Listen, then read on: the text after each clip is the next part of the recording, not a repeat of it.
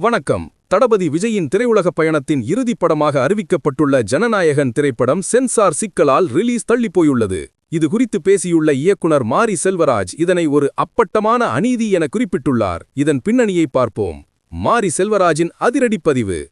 தனது எக்ஸ் தளத்தில் இதுகுறித்து பதிவிட்டுள்ள இயக்குனர் மாரி செல்வராஜ், அநீதி. ஜனநாயகன் படத்திற்கு எதிராக தணிக்கைக் குழு சிபிஎஃப்சி எடுத்துள்ள நடவடிக்கை அப்பட்டமான அநீதி. இது படைப்பு சுதந்திரத்தை தடுக்கும் செயல்.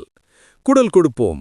மக்களாட்சி மற்றும் படைப்பு சுதந்திரத்தின் மீது பரப்பப்படும் அச்சத்தை ஒழிக்க படைப்பாளர்கள் அனைவரும் இந்த அநீதிக்கு எதிராக குரல் கொடுக்க வேண்டும் என அவர் வலியுறுத்தியுள்ளார். என்ன நடந்தது? சென்சார் சிக்கல் விவரம். திட்டமிடப்பட்ட தேதி ஜனவரி 9, 2026 அன்று வெளியாக வேண்டிய இப்படம் கடைசி நேரத்தில் தள்ளி வைக்கப்பட்டது. நீதிமன்ற போர். சென்னை உயர்நீதிமன்றத்தின் தனி நீதிபதி இப்படத்திற்கு உடனடியாக UA சான்றிதழ் வழங்க உத்தரவிட்டார். ஆனால் இதற்கு எதிராக சென்சார் போர்டு மேல்முறையீடு செய்ததால் உயர்நீதிமன்ற இரு நீதிபதிகள் அமர்வு அந்த தீர்ப்பிற்கு இடைக்கால தடை விதித்துள்ளது. காரணம், இராணுவ குறியீடுகளை அனுமதியின்றி பயன்படுத்தியது மற்றும் சில காட்சிகள் மத உணர்வுகளை புண்படுத்தும் வகையில் இருப்பதாக வந்த புகாரே இந்த தாமதத்திற்கு காரணம் என சொல்லப்படுகிறது. தயாரிப்பு நிறுவனத்தின் விளக்கம். KVN புரொடக்ஷன்ஸ் தயாரிப்பாளர் வெங்கட் கே நாராயணா கூறுகையில், டிசம்பர் 18ஆம் தேதியே படத்தை சென்சாருக்கு அனுப்பிவிட்டோம்.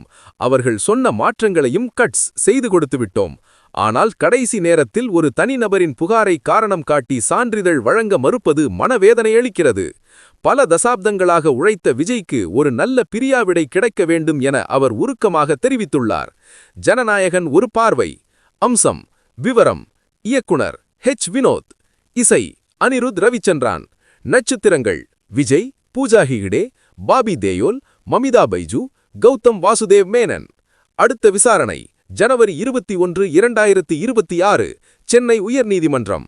விஜய் அரசியலுக்கு செல்வதற்கு முன் வெளியாகும் கடைசி படம் என்பதால் இதன் மீதான எதிர்பார்ப்பு மற்றும் அரசியல் அழுத்தம் அதிகரித்துள்ளது. ஜனவரி 21 அன்று நீதிமன்றம் எடுக்கும் முடிவை பொறுத்தே புதிய ரிலீஸ் தேதி அறிவிக்கப்படும்.